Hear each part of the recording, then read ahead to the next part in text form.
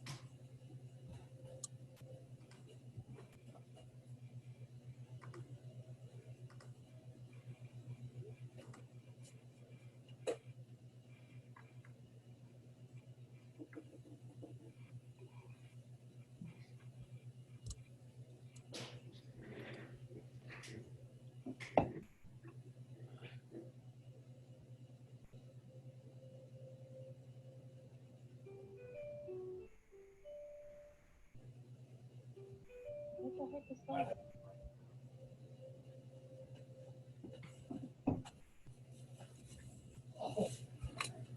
I told her, take him downstairs, pass him around. She said, no. Yeah. She's Hand like, everyone downstairs, I guess. yeah, she's like, no way. Yeah.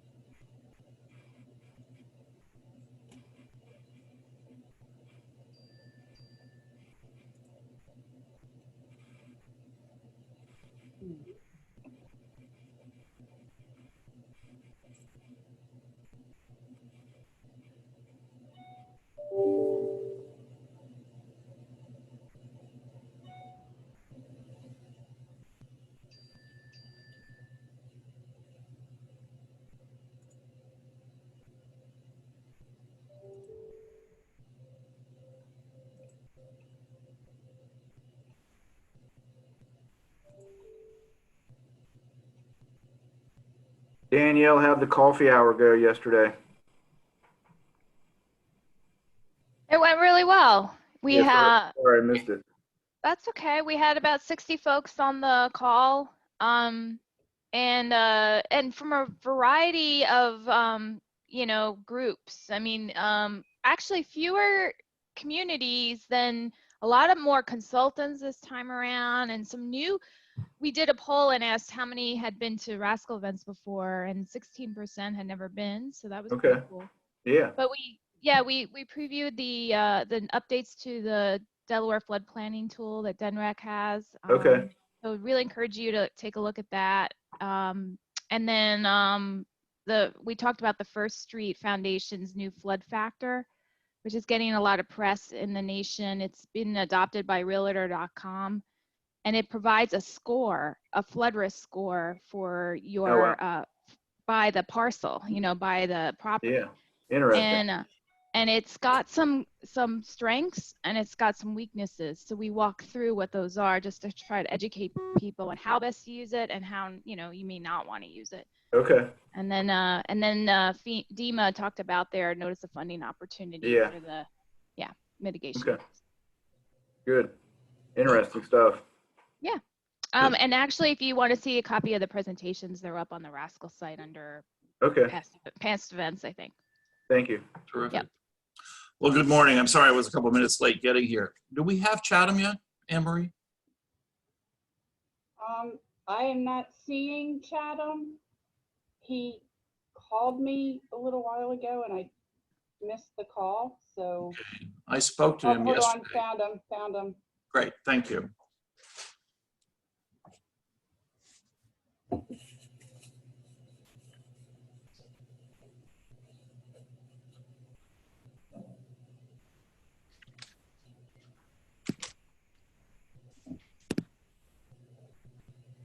There we go. There he is. Hey, Chatham, thanks for joining us. Yeah. I Well, had a good little morning. difficulties. It's 9:03 and we're here for the regular meeting of the mitigation planning team. I thank you all for being here. And we've got an active situation here with the meeting that we're scheduled for tomorrow as well. So I think we can move right into the meeting. Meeting minutes, are there any comments? I don't, from anybody about the meeting minutes? That was fine with me. Okay. Is there a motion to approve? I'll approve. Second. Thank you, Darren. All right, we have a motion to approve the meeting minutes in a second. All in favor? Aye. Aye. Okay. Moving then onto item C1 of Phragmites management plan. And Chatham, this is your bailiwick. So you want to tell us, we had a good conversation about that yesterday. You want to bring everybody else up to speed on what's going on? Yeah. So most of you know we were sprayed. Had the helicopter come in and spray. We gave them a week window so we could get everybody notified. So he came in on Friday and sprayed over 100 acres with the outreach to the community, thanks to Anne Marie. It sounds like we didn't have any complaints this year. We had we got a few calls, but it wasn't. Nothing major like we did last year. That's correct. So I was tickled to hear that. I talked to the helicopter pilot yesterday, had a really good conversation with him. He was really easy to work with. I met with him twice and I talked to him 3 times on the phone.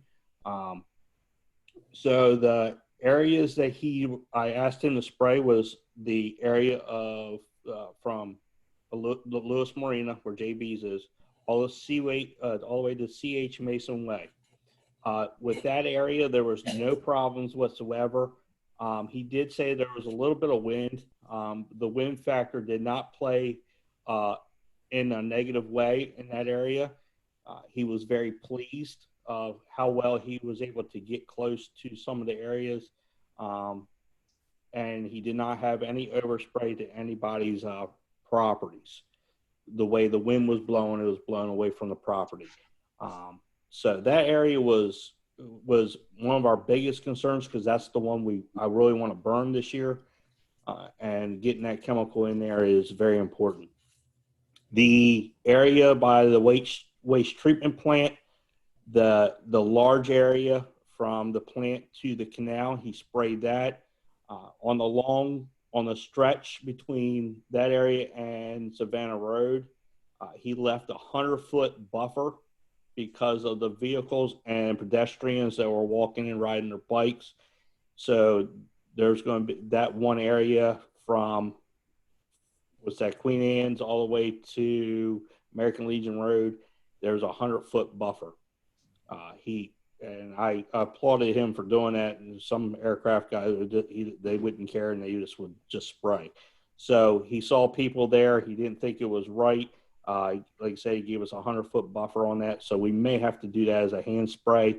The only area on that part would be that corner where the little beach shack is. And I talked to Darren about where the sewer pump is right there. That little area we might have to hand spray because he said he couldn't get close enough. He didn't feel comfortable getting that close.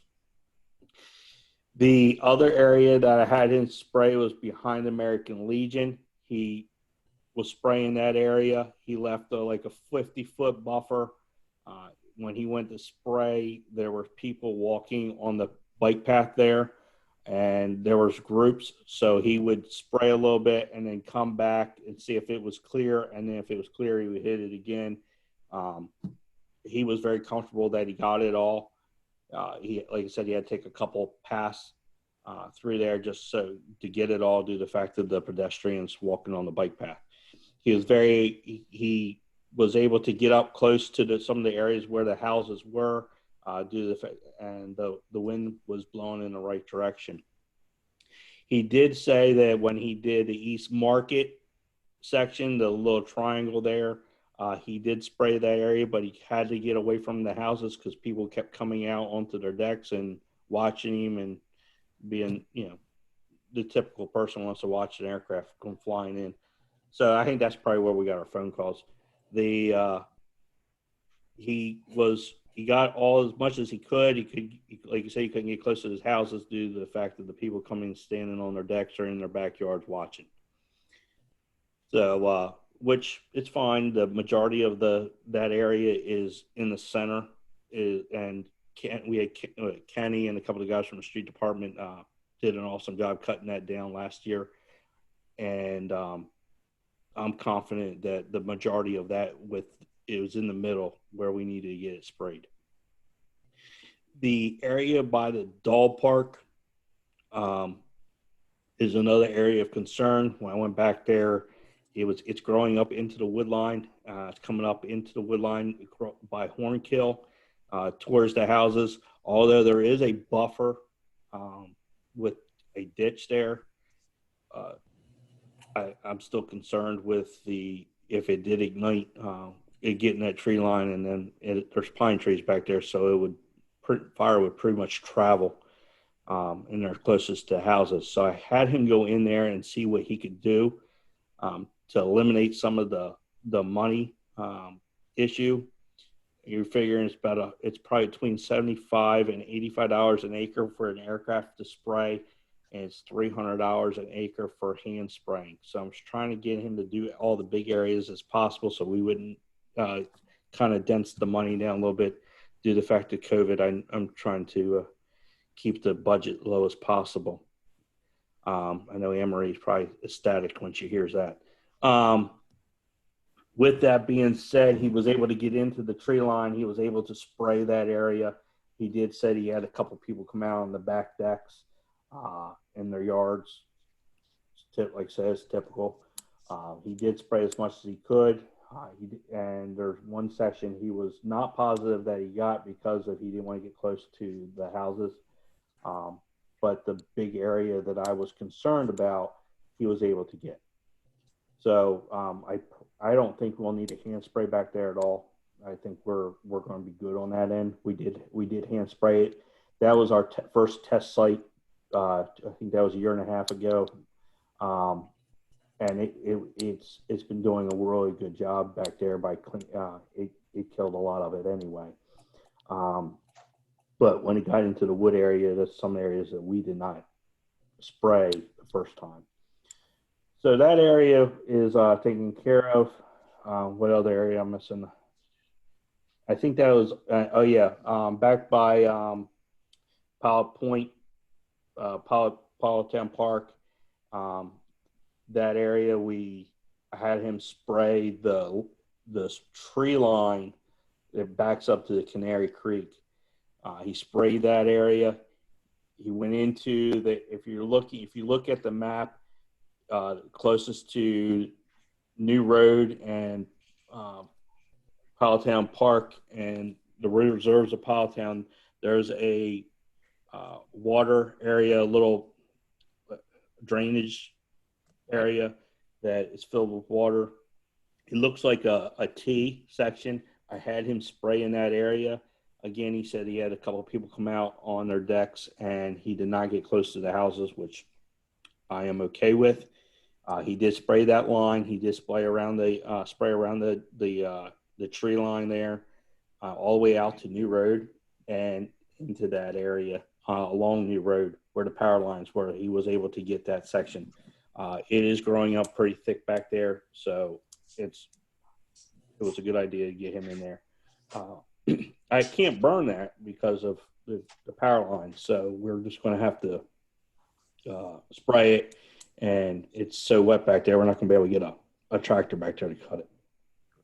The one area, I did talk to Darren about this, the one area he could not spray was between the waste treatment plant and the path that goes towards the canal, the bike path towards the canal where those power lines were. There was a crane there, and he didn't feel comfortable enough to get close to that crane with the wind and everything in that area. So he did not spray that, and that's fine because we've cut that. We can get back there and have that guy hand spray it. So the hand spraying is almost, it's pretty much, I've talked to him. I've got to get some pictures to the hand sprayer, but the overall for the helicopter spraying was a success in my opinion. And I should be getting a bill probably in the next week or so. And I am still trying to as soon as I get the bill, I asked Anne Maria to help me or have somebody help me finish writing the grant. So we can get I think it's $4,500 back. So we're trying to save money on that end. With the hand spraying, there's probably going to be 5 small areas that we're going to do. And I'll have him hopefully in the next week or two get that taken care of. And we'll have to get a notice out to the public that we're going to spray those areas. The areas that I'm going to have him spray are the ones where the crane was located, right there by the power lines where I just spoke about, by the sewer plant, new road ditch. There's along Powelltown Road going towards the boat ramp. There's a little section there that actually the city owns. I'm going to spray that. I think the state already came in and sprayed their side, but they didn't spray the little section that the city owns. So we're going to have to get that done. And there's another little section on American Legion Road between Hazards and the houses there. There's that little section right there will have to hand spray. I don't think it's more than 2 acres, so we'll be okay there. Again, I think I talked to Sam Topper. He's one of the contact to burn. He just got back from California from the fires out there. So he is now starting to look at our project. He does not see any reason why we cannot burn in October. I did tell him that I needed to know by somewhat today. Of course, I haven't checked my emails from my work emails. So hopefully by the end of this week, we'll have some kind of idea that we're going to burn. He does know that I want to do it in October to get it done and do the fact of the dredging of the canal areas, that spoil site. We want to get it done before we get back there because it's going to be messy. We'll have apparatus back there, fire apparatus back there and those type of things, and UTVs. We don't need to get them stuck in the marsh. So right now it looks positive. I will let you know the 5-year plan that I wrote 2 years ago. We are 1 year behind due to the fact of the pandemic.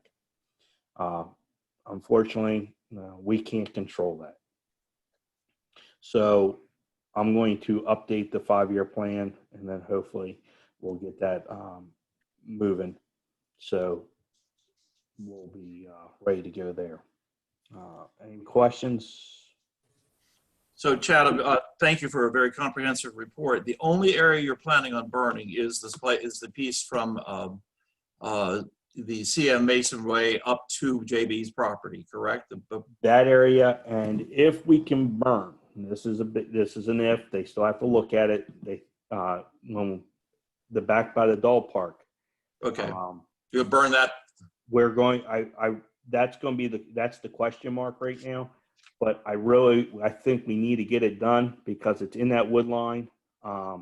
With it being in that wood line, those pine trees, if somebody goes back there or lightning strike or whatever, any kind of ignition, the fire company's going to have an issue. One, for getting apparatus back there. And with the travel of the fire, depending on wind and those type of things, with that fuel back there, they may lose a house or some type of property. So I really would like to have something back there.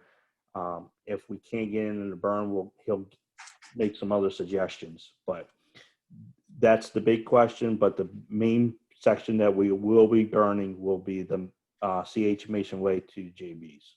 Okay. Yeah, I think it's important that we give as much advance notice to the property owners along those streets, those cul-de-sacs that come off of Cedar and go towards the marsh, because those at the end of those streets will want to be very aware of what's going on. And obviously, the end of it's going, like I said, it will be with all the fire breaks that we already mowed back there. We may have to have Double E come back in and do some touch up, but the fire breaks are already cut in, so we're eliminated. We're that time frame. It's moving positively, moving forward faster. Okay. He'll come in a couple more days, and I'm sure they're going to start coming in and start looking. You'll see a couple of the state forestry trucks riding around. They will contact me and let me know, and I will be there with them to make sure we're all in the loop and we all stay with all the facts, so we have everything going on. We had a reminder from Sumner Crosby to make sure that we inform the people who live along Pilottown Road when we start burning on the opposite side of the canal, and that's very good. Well, he's got a very good point there. I think it should be a citywide notification. Yeah. Reason why I'll remind everybody that last time they burned was in 08. Right. It's a long time. It was 08. So it's a long time ago. We're going to have a large fuel load. When they burned in 08, the embers were landing in the Wawa parking lot on Route 1. Wow. Okay. So we're going to see, you'll probably see this column of smoke from a long way. So we need to let everybody know. The biggest one we're going to have to let know is the hospital. Mm-hmm. They were on board with us last time, and I will, as soon as we know that we're going to definitely burn, I am going to have notification on the hospital, and I will contact them directly to make sure we are all on the same page. Then I think we need to talk about what type of notification. I believe we need to put it in the newspaper, and I believe we need to put it on the news. Well, look, that's fine, but there are a lot of people who still won't get it that way. So right. The question is, we have our email blast, and that's what we use for spraying. And there are still people who did not get that. The people that I've talked to, I've given directions to how to sign up for the email blast. There's Code Red, which, given that we're burning, we could use Code Red, but again, there are some people who get the email blast and don't get Code Red. So we could do both. There are some that aren't registered for either. Right. Use the signs. You have notifications. Do we literally go door to door and leave a notice? I mean, we could also put it in the DPW bills, which has a pretty good blanketing of everyone. I think we should probably put it. We'd be happy to put it in a bill stuffer with the DPW bill. I think one of the challenges of notification is it's so wind dependent. You can't burn if you've got real stiff winds. So it's going to have to be a very short notice, advance notice, because we can say within a period of 5 days or 10 days we plan to burn, but to actually pinpoint a day, if you've got a heavy wind, you're going to have a problem. Right. Right. And the other thing, I guess, Darren, that would be great if we could put it in the bill. I don't think we have time because, in Chatham's discussion with Division of Forestry, we're talking about October. There's probably not enough time to get something into the bills before an October burn. Am I right? Or is there? Anne Marie, could we use the road signs, the day we do it, put them over by the bridge? The ones that are now using for mass notifications, just put up, that would give them that day notification. Good idea, Joe.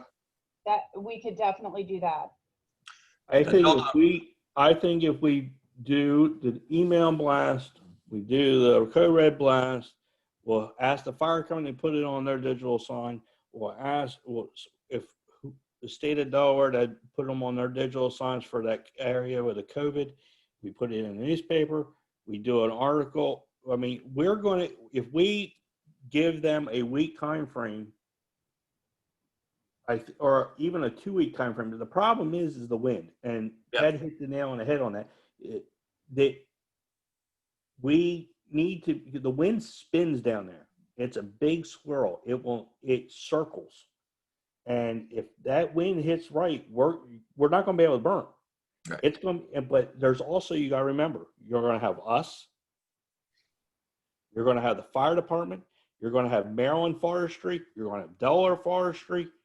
They're bringing in resources, but we all have to work with the fire department and everybody, because we're going to have engines out there. We've talked about this before. We're going to have at least 2 engines out there in a brush truck from Lewes, and maybe from other departments, because of how big this thing is. We cut it up in sections where it's going to burn, but we have to have plan A, plan B, and a plan C. Right. Just in case, it can get away. We got to make sure we're good. I don't think it will, because we're dealing with a bunch of professionals. They do this on a daily basis. So there's a lot of planning in this, and a lot of logistics and those type of things. The one thing I really want to do, and I've talked to the fire department about this before, I'll reiterate this, talk to them again. I really want to get a ladder truck out there. I really want the council members to be up there and actually see what I'm talking about, and see the intensity of this fire. So, down the road, if something happened like this, if God forbid, you have an idea of what we're dealing with. It's not a typical house fire. It's a fast moving fire. It travels fast. That's one thing. And maybe if they allow a reporter up there, we can get a couple pictures with a drone, whatever. But I really, when the time comes, I really want the council members to be in that area to see what I'm talking about. Okay. Yeah, I think we certainly are getting a lot of reminders on national news about what the availability of fuel is doing to some of those California fires. And this is not terribly different from that, from the way you're describing the situation, given how long it's been since we've done anything like this. So again, thank you very much for the comprehensive report. Are there any other comments from anybody about this? Okay. I'd simply like to thank Chatham for doing a great job. He stayed on it, hasn't let it drop. Yeah. Every step of the way, done a great job. Thanks, Chatham. No, that's great. Yeah, I think the one comment he made that we didn't really follow up on was making sure, and Cheryl's not here today, but we want to make sure that the hospital is involved in any notification. I talked to her before, and it was quite a bit. My cat's eating my plant. I was on the phone with her like 2 or 3 times a day, trying to feed her information, and she's aware of it. So as soon as I get the okay from Sam, because he has to talk to 2 other people that actually have the final say that we're okay to burn, I'll have a full-blown meeting with her. Okay, great, terrific. Okay, well, I think then we're ready to move on, unless there's any other comment.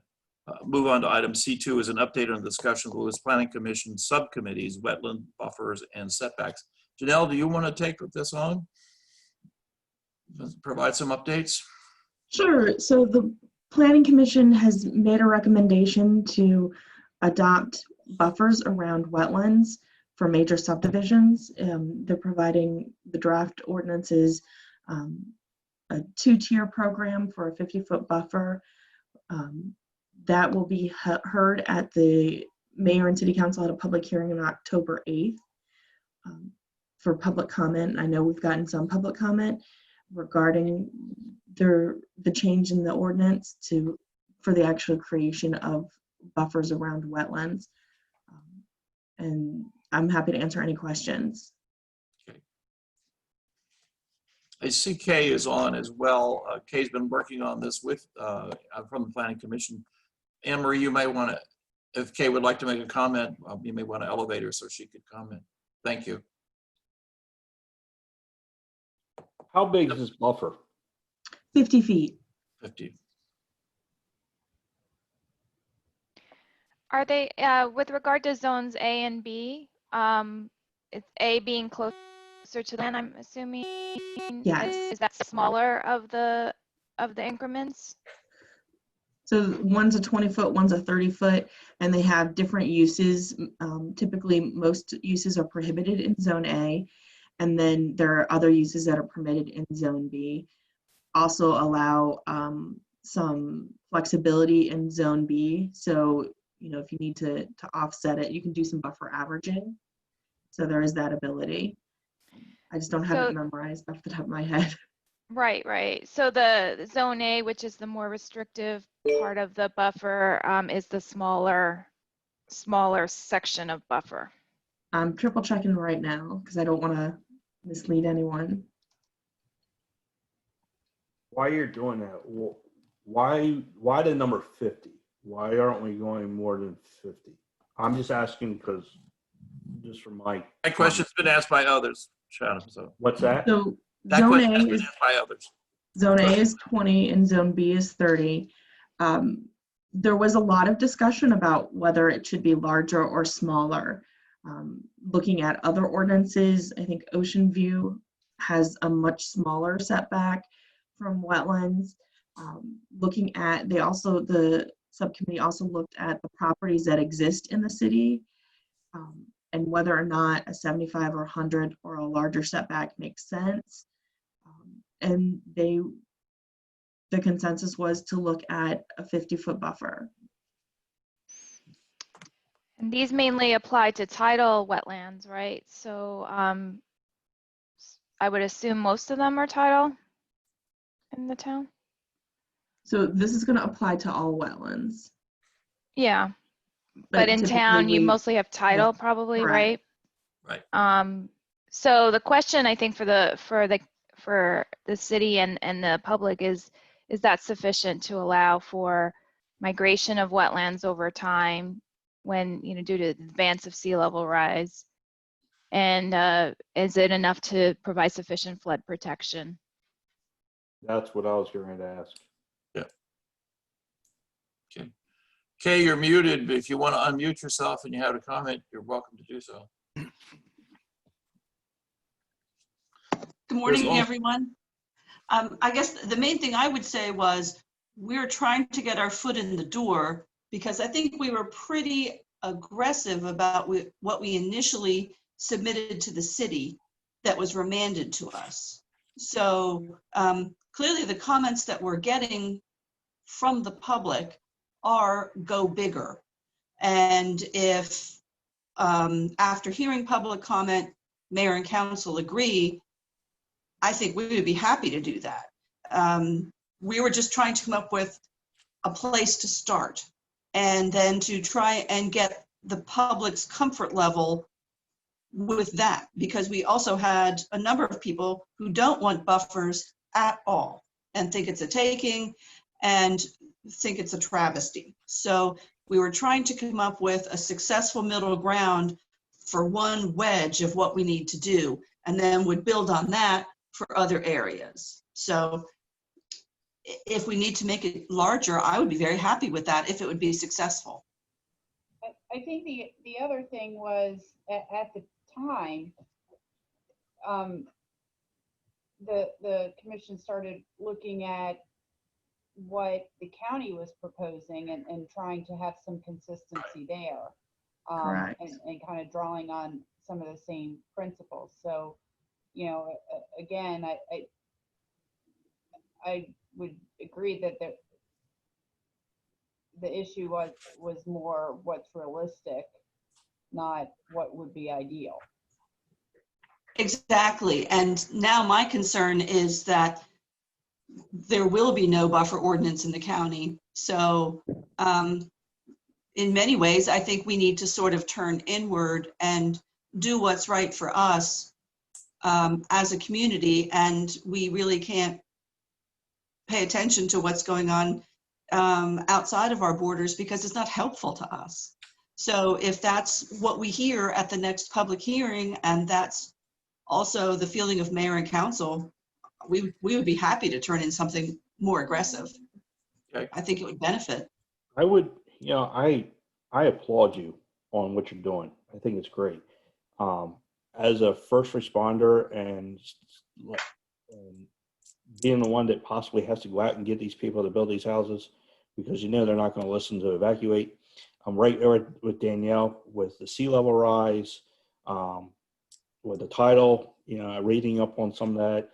I would personally, even as a homeowner, I'd be happy with a higher buffer. I mean, a 75 to 100, just for future. We don't know what's going to happen in the future. And I totally applaud what you're doing. I think it's great. I think you're starting off with a good number. I just think it needs to be higher. I think this is also something we need to look at is like, this is a part, I keep calling it a piece of the puzzle, because we've got things that the sea level rise subcommittee are working on, that the floodplain subcommittee is working on. So, you take all these pieces together and put them together and you're gonna actually have a really nice puzzle. Now, again, there's always tweaks to everything, but I think as Kay has said, this is a good start, jumping off point to get us into the door. And then as we continue to add on with all the work that's being done with the other subcommittees, I think, we'll have a better holistic approach to resiliency for the city. And if we need to up those numbers, I'd be happy with that. As long as that's consensus, I would love it. And I think there's also a messaging, a way to frame things too that could be helpful as a form of education to the public. Buffers protect property rights. They are protecting properties from flood damage and from inundation and storm surge. So I think that's important to get out there as part of the education. And then, also that ocean view gets raised a lot in the county as a best practice, but it's not necessarily a best practice in the field. I mean, it's not bad, but it's not like it's the one everyone touts all the time. I mean, look at Newcastle County, look around the country. There's plenty of other examples in the Mid-Atlantic that we can turn to for strategies. But I think, as we see with the Sussex County, we have, sometimes we only have one shot to go at this. And so it's good to try to at least aim for a best practice kind of level. I think one of the things that an area that's frequently used as analogous to our situation is the tidewater area of Virginia down around Norfolk. And I think looking at those ordinances in terms of setbacks and buffers would be worth looking at. And because they, in some cases, are being held up as having exemplary practices. So I think, and perhaps Danielle, you have access to that information easily or not? Can you help us with that? Or maybe Janelle, I don't know. Yeah. Well, plus there was a television show on this last week on PBS. I recorded it. I haven't watched it yet, but it was on protecting infrastructure, bridges, and not really homes, but mostly infrastructure, I think, in Hampton Roads area, Tidewater. So I'll read that. I'll look at it this weekend and see if there's anything on there that I can distribute to everybody. Okay. I think that, obviously their population density is greater than ours. And so they may be more, and they've had a lot of flooding down there. So it may be worth looking at. Thank you for your willingness to pick up on that. Okay. All right. Is there anything further on setbacks you want, Kay or Janelle, you want to talk about? at this point? Mayor, think can setbacks acknowledge was- the comment in the chat that we received from Barbara Curtis? Right, asking how I to saw your get answer, yeah. Copies of the amendments. I did post a link to the planning projects website that has that. So that is available. Again, the public hearing on the wetland buffer is October 8th. So comments can be submitted, that it will be a Zoom hearing, and comments can be submitted in writing or addressed during the hearing. Thanks, Anne Marie. We also are taking comments on that page through the website as well. Good. Charlie, from an engineering standpoint, have you had anything, any comments, or has GMB done anything with wetland buffers and things like that? Yeah, obviously your firm is all over the peninsula in Salisbury and elsewhere. Is there anything you're seeing other communities do or that you're aware of? Well, we participated with Kay's subcommittee, and Right. we also had staff members that were part of the Sussex County buffer committee that was made up of a lot of people, probably 20 folks or more. So yeah, we have some experience with that. I mean, I think we have some reservations about certain things, you know, in terms of thinking about wetlands buffers as flood protection. 50 feet allows for migration over time. I mean, we just have to be careful on what we're doing and not make rash decisions. So, and I think Kay's group's been trying to do that. No, I think Kay's group has done an excellent job. It's interesting that most of the feedback that Kay's receiving, and I think Janelle sort of indicated as well, is the idea that maybe it should be more a larger setback. So that's might be not what we anticipate. I think Danielle hit it on the head. We've seen larger buffer distances in other places. Mm-hmm. We've seen lesser. Oh, absolutely. And 50 feet. I think 50 feet, correct me if I'm wrong, Danielle, I think 50 feet is where the county committee ended up as well. For depending on the classification of the wetland, yep. Okay, very good. All right, then moving on to item C3 is the 2020 public outreach agenda. Workshop scheduled for tomorrow, obviously. I think what we're going to try to do is make sure that those who attend come away from that meeting with the understanding of what we've been trying to do from various workshops over the previous years, where we are currently, and obviously a discussion about this wetland and buffer setback that we've been talking about.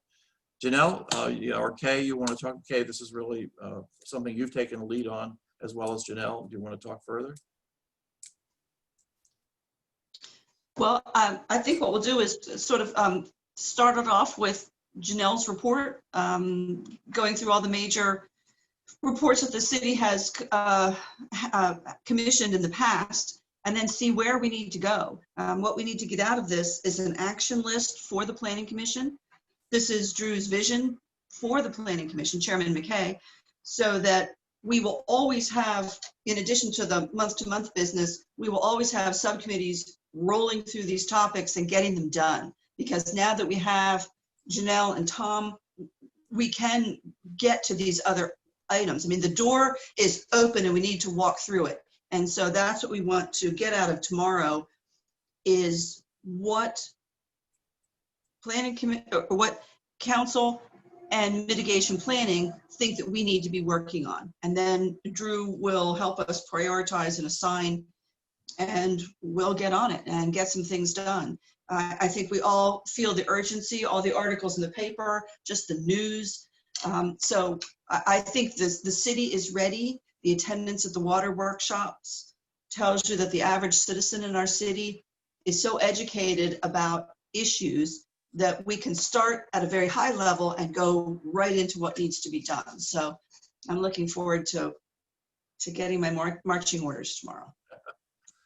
Yeah, I think good points. I think that what we've been doing is we've always been addressing the lower hanging fruit. And I think hopefully what we come out of this with is a consensus. It's time to move forward and pick off some of the more difficult challenges and what direction do we provide the Planning Commission to move forward on those issues? Because I think we've done a great job of addressing some of the lower issues, and we have this compounding problem of a population that doesn't live here full time, so they don't see some of these things that we see on a daily basis. Those of us who live here full time. Ted, if I might add, Please, Rob. One of the things I think the agenda is designed to bring us to, and I hope it's an objective that we'll reach tomorrow, is to coordinate the mitigation team and the Planning Commission, because they have overlapping jurisdictions and roles. And I think what may come out of this is that the mitigation team, which meets quarterly and has a wide variety of expertise that contributes, is focused on the reaction to crises and preparation for crises, whereas the Planning Commission is looking for more at the long term. Exactly. That will be, I think, the last item on the agenda, and I'm very much hoping, Kay, that we do get to it. Agreed. Okay. Anybody else have any comments about the workshop tomorrow? Okay. Hearing none, I think then we need to think about when do we want to meet again. We're meeting on a quarterly basis. Mr. Mayor, can I bring Yes. up a new subject? Sure. Okay, my subject is there's the ad hoc police committee. The review committee made some serious recommendations about the participation of the police department in the mitigation planning process. Mm-hmm. And I seriously disagree with those recommendations. They said the fire department should replace the police department. It's in the ad hoc committee report that the representative should be some of the duties should be transferred to the fire department. There was some discussion of some of the duties should be transferred to the planner, Yeah. not to the fire department. Okay, because the police department's doing an outstanding job in having the police representative. Right. An active representative gives us credibility. If there is an issue with the level of the work that's being provided or how it's viewed, then I would recommend that we upgrade and provide the resource to the current incumbent who's actually doing the work and ensuring that it gets done. And not give it to the planner as just another job that gets piled on, who doesn't work with the EOC and all that stuff on a daily basis. I mean, we left it up to the fire department and everybody else to carry out and get the frag burned and all that, which has been an issue of mine for 7 to 10 years. And we finally had to get the police officer to go out and get the job done. Right, I so think the those duty should aspects would stay not with him. change. Those aspects would not change. Under the recommendation that's in the report, the planning aspects of it would change, where there are documents developed and updates, developing language to update the emergency operations plan. Those aspects of it would be assigned to the planner.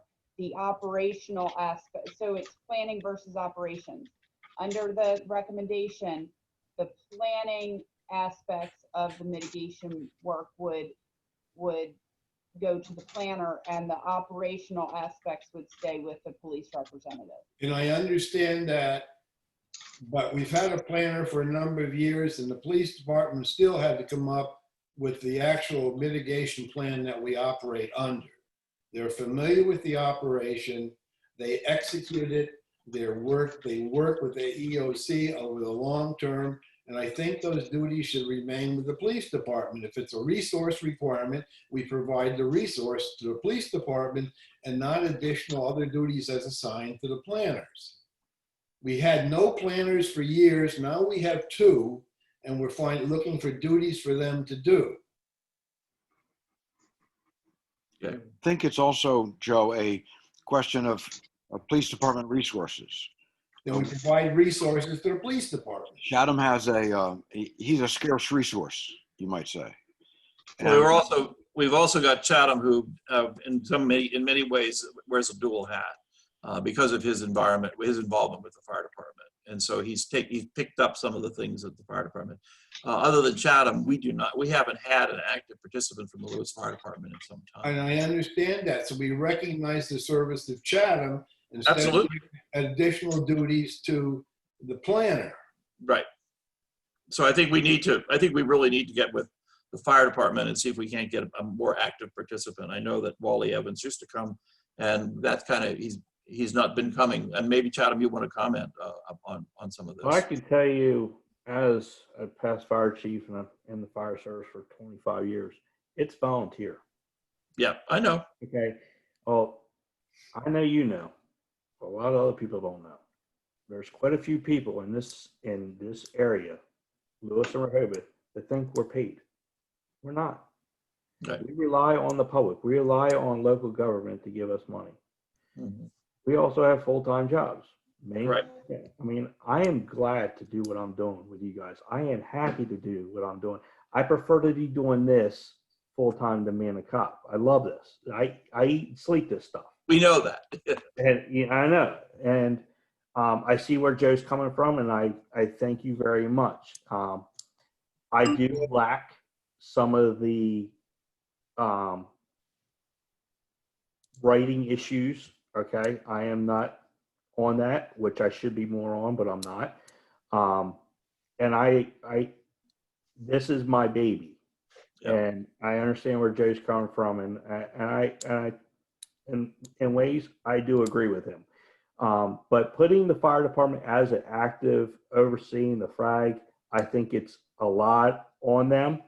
I still, they need to be involved. Absolutely. They are a major part of this committee.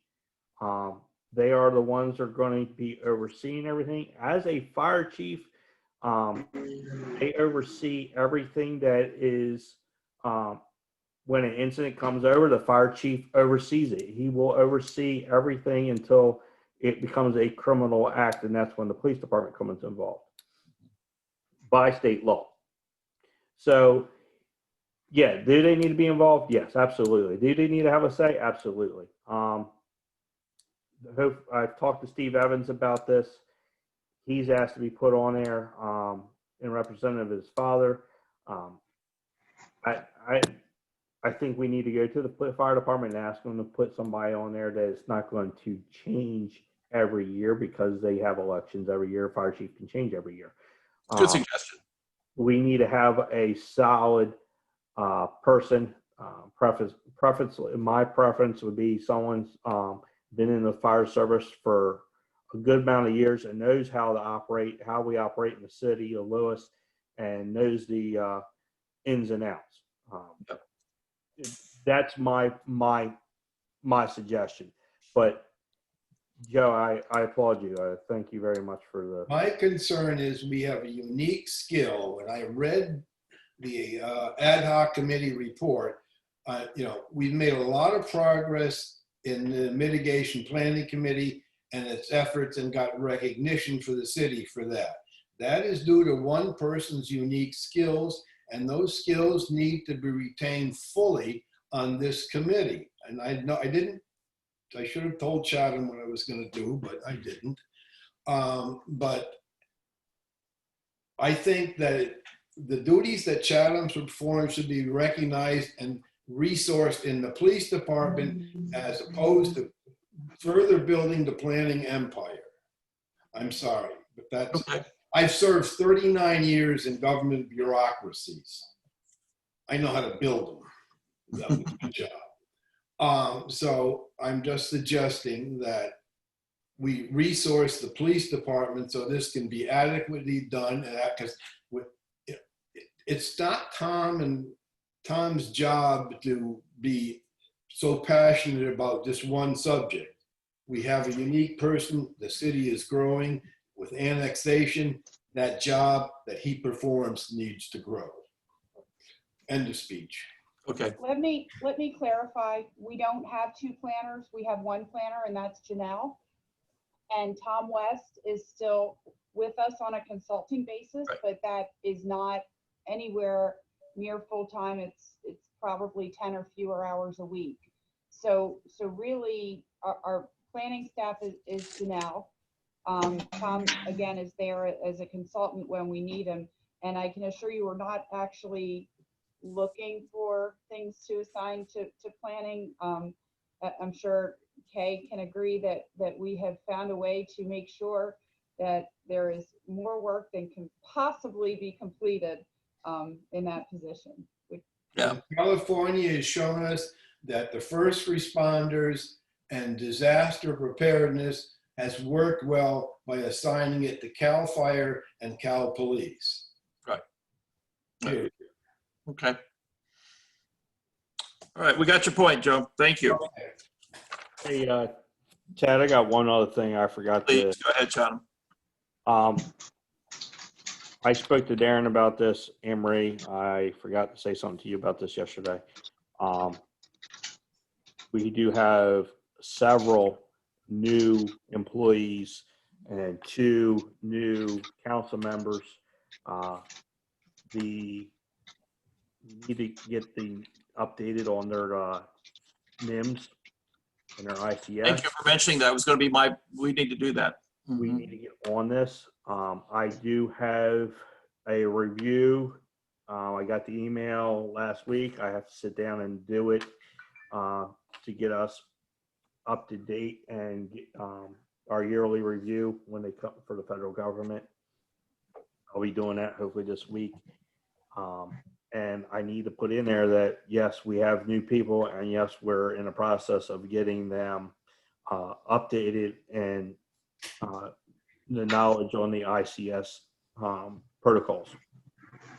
And the ICS first things that they need to do, it can all be done online. I'm sure that, but so both the 100, 700, Yeah. and 800 are for the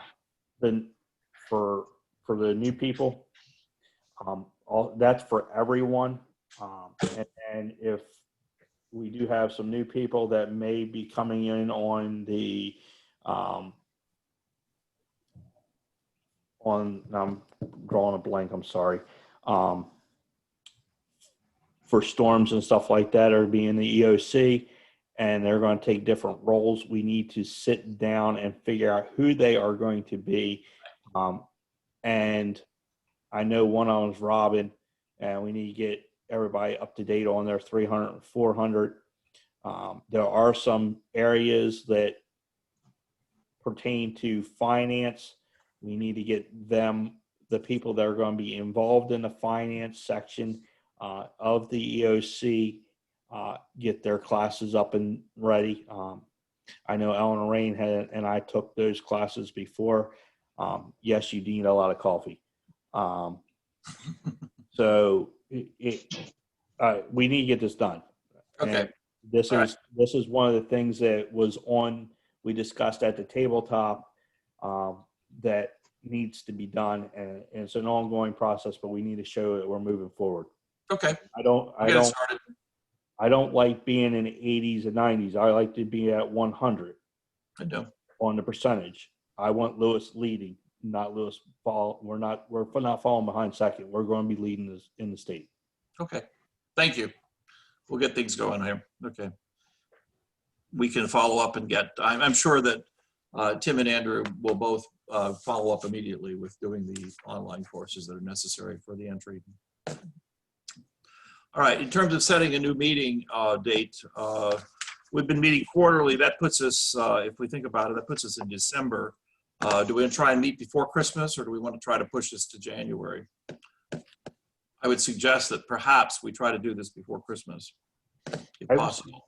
I would like to see us do it before Christmas, and then we can, with all the burning and stuff like that, everybody be up to date. Right. So looking in early December, I have no idea nobody knows what Christmas is going to be like this year other than different. But looking ahead to December, Do we want to do the week of September, or I'm sorry, of December 7th? Yes, council meeting will be December, council meeting would be December 14th, right? Yes. So I think if we did something perhaps on either Wednesday the 9th or Thursday the 10th of December, that would work. The Rascal Summit is going to be virtual this year, Right. and we're going to be we're actually aiming for the 9th and 10th. Okay. We're spreading out the panels. Okay. I don't have the exact times though, but just a heads up about that. Do we Okay. want to move to the next week then? We could either move to the next weekend or we could back it up and do it on the 8th. I Well, I would recommend love to do it on the 8th. I will be going to my dental appointment, which was deferred from Okay. summer. I'm on night work that week, so if we're gonna do it, we have to do it in here. I would like to do it. Well, then looking to the following week, council meets on the 14th. You want to try to do it on the morning of the 15th or the 16th? Perhaps the morning of the 16th is better, since we coming off of a council meeting. Does that work for everybody? That's fine with me. Rob, does that work for you? Yep. It does. 9 o'clock on the morning of the 16th of December?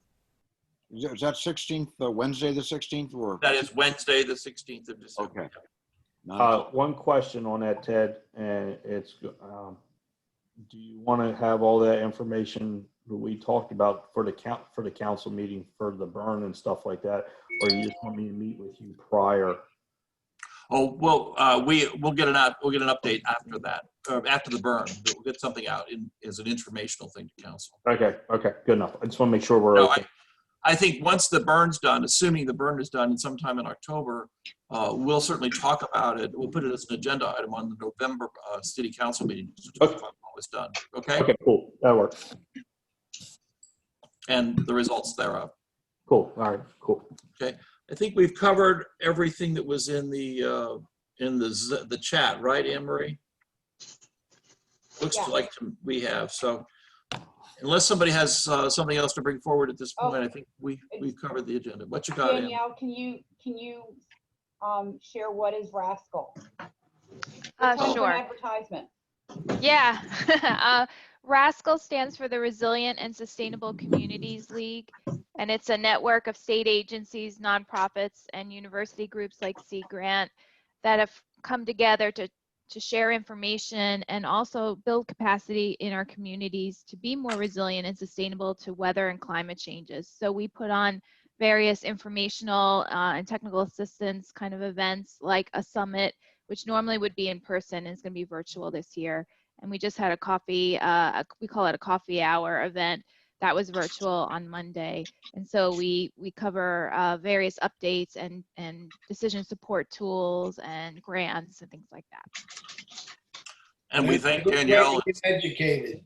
Yeah, we thank Danielle and the Sea Grant program for all their work to put this together. It's been a very valuable program since its inception and has drawn very well. I mean, last year, what did you have? I think we had 250 people at our summit last year. Yeah. And Lewes has been very well represented over the years. Oh, yeah. Anyway, all right. Well, if there's nothing further to bring forward, I think we can adjourn this meeting. It's just 10:02, and for most of us, we'll see you tomorrow for our annual meeting. Okay. Very good. Have a good afternoon, guys. Thank you. See you. Thank you. Bye-bye.